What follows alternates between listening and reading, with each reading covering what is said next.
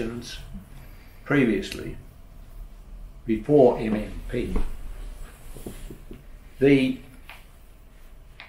results were often unfair.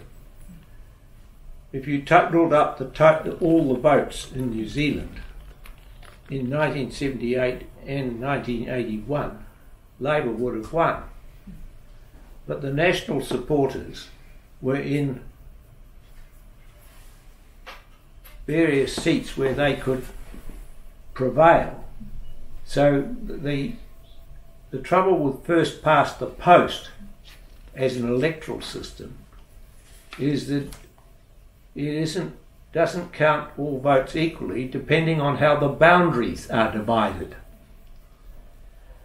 And it's unbridled power. When I wrote that first edition in 1979, when it was published just before I became an MP, it suggested that the electoral system needed to be reviewed. Before I got into Parliament, I was elected by the Labour Party conference, the New Zealand conference, to be get on the Policy Council. So when I got on the Policy Council, I got them to agree to that policy of having an inquiry into the electoral system. 왜 국민투표였는지, 그러니까 반대가 그 제도를 도입하는 추진하기인데 그 도입하는 방식을 왜 국민투표였는지. It was such a big change to the system that it was thought that the voters should decide this rather than their elected representatives. It was thought to be more democratic to do that. 그 한국 같은 경우는 선거법을 바꿀 때 그냥 국회의원들만 바꾸는 방식이거든요. 그거에 대해서 어떻게 생각하는지. Well, I think that New Zealand is a very old democracy. We've had responsible government here since, that is to say, where the ministry is responsible to the Parliament, since 1857. And it's been a robust democracy. Women got the vote here in 1893, which was the first country in the world to give women the vote. And all males got it in 1879. So you can see that if you're going to have a proper democracy, you've got to have people voting. And you've got to have legitimacy for your government in that way. And so this was part of the New Zealand tradition. 국민들이 끝까지 선거제도 개혁을 원해서 국민투표 자체도 어렵게 설계된 거잖아요. 두 번이면은. 근데 끝까지 어쨌든 달성을 할 수 있었던 좀 어떤 사회적인 분위기나 힘이 뭐였다고 보는지. A better democracy, a more complete democracy. Because the way in which it has worked out, there are many more voices in Parliament. There are many minorities represented in Parliament that were not represented there before. There are more women.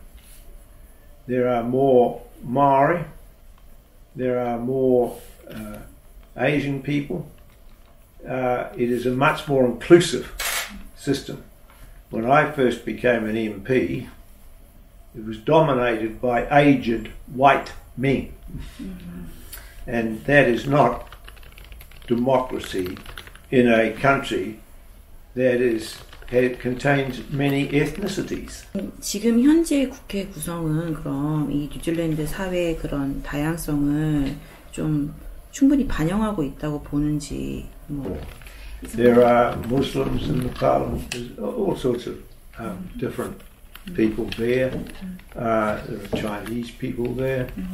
There are Mexican people there, and that is what the system was designed to do, and it did it. And it's a much more.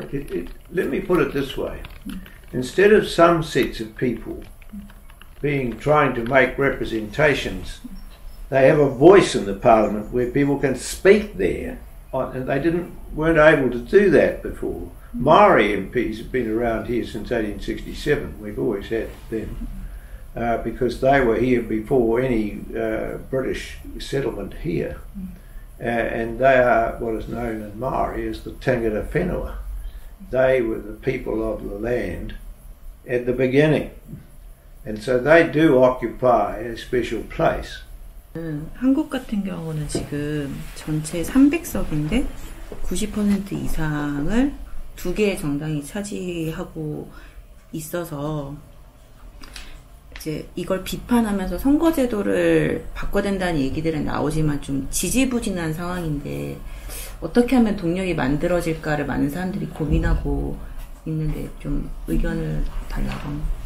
Now, if you're in a situation where I can't make a judgment about what Korea should do because I'm not familiar with the political culture. So I would be very reluctant without having all the variables in my knowledge to be able to make any recommendation about what you should do. But I would say this: proportional electoral systems are superior for getting representation than first past the post electoral systems like Britain has.